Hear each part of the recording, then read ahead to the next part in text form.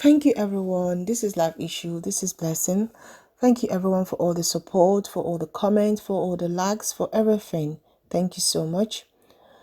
I just want to give you an update on what is going on in South Africa. Now, last week and last 2 weeks, it has been all about the xenophobia attacks that were happening there. And well, this week has been very quiet. Apart from the ones that they did last week, some Nigerians were evacuated by Onyema, which is Peace Airline. Thank you so much for his kindness. Now, after Nigerian evacuation of their people, some other African countries started doing the same. And South Africans really are having a hard time based on the fact that some of them supported the xenophobia attack. There have been some of their celebrities, singers that have had backlashes. Some of their shows has been cancelled by other African. And to be frank with you, if you supported xenophobia, I think you deserve this, okay? I don't see why any South African celebrity that supported that xenophobia should go to any African country to perform or to do anything. I mean, those contracts should be cancelled. So when I saw what was going on, that some people were I was happy. That shows that people need to actually understand that as a celebrity, they need to use their senses when they are talking. You don't have followers and you just make stupid noise or you say things that are wrong.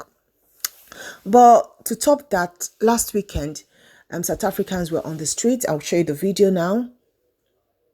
Now, that is the video of South Africans on the street protesting what happened and showing their support for other African countries and Nigerian. Now, one thing I'm going to say is that if you notice from the video, it's basically mainly white South Africans. But at least they were able to, come out en masse and say that they are not in support of xenophobia. But why didn't this happen at that particular week? During that week, it could have been lovely if at the time people in Pretoria was killing people, the other region were doing this protest and saying they don't want this. But a week after or 2 weeks after this has happened, they are now protesting. And many people are reacting to this. People are saying that they don't want to forgive.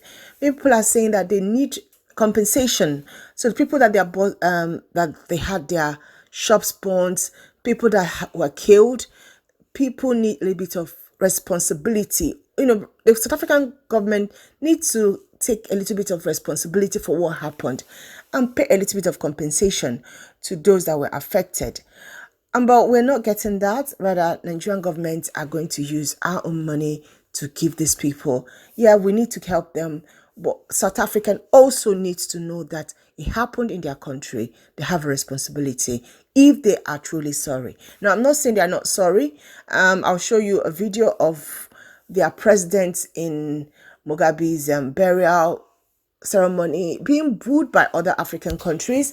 All right, I'm going to show you that one now. On behalf of the people of South Africa, I'd like to express my profound condolences to the Mugabe family, to Xenophobia. Why is all this apology coming late? I mean, it doesn't really look sincere. It doesn't really look authentic or sound authentic, okay? When these things were happening at the meat of the moment or at the heat of the moment, what did you do? What did the celebrities do? What did the people in government, what did they do? This is when we know that you are sincere. But if 3 weeks down the line, 4 weeks down the line, when African countries are now repatriating their people, they are now actually, giving you guys revenging or giving you guys your own coin based on their own little way, you are now saying sorry. Do we really accept your sorry, or do we not believe that you are sorry, that you're just doing this just to save face? I don't know.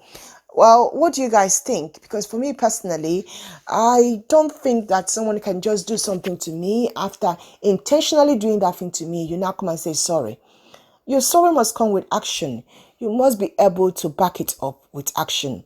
Now, BBC carried the news of South African president sending envoys to Nigeria to come and apologize. All I'm seeing on the paper, I'm reading about is apology. Apology is an empty word. Somebody can say sorry to you without meaning it. That's my own take on this, okay? They can go ahead and apologize, but do they really mean it? What do you guys think?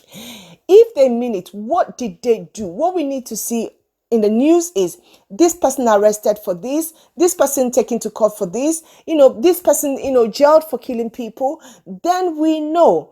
I've gone through most South African news and I'm not seeing that. I'm not seeing a little bit of action, people held accountable for what happened, people being judged for what happened. I'm not seeing it. So do I really believe they are be apologetic in a sincere way? I don't think so. That's my own opinion. That's my own personal opinion. Like I said, this is my own personal opinion.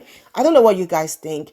For me personally, these are all words. These are people saying they're apologetic, but we're not seeing any action. And I think words without action is dead. That's me personally. I just want to put this there because I did say I was going to show you guys the video and what is going on. And what do you guys think? Do you guys really think that they are really sincere in their apology, or are they just trying to, like, the whole world knows what has happened and they're just trying to, save face? I mean, the news is on BBC, is on Al Jazeera, is on CNN, so people know, people understand what they did, and people are not happy what they did because they understood how other African countries stood for them, and maybe they're just doing this just to save face. If their own ministers were in support of xenophobia when it happened, why are they saying sorry now? What would the sorry do? What would the apology do? Nothing. They need to back it up with action. We need to know what happened to the people that killed these people. We need to know what the people that are looted and the people that, burnt the shop. Shop were burnt, and the people that burnt the shop, what will happen to them? Then we'll believe them. Right, this is my take on this news. Even President Obasanjo had to, send his own letter telling us how this will be sorted out, that we need to sit on a round table and talk to these people.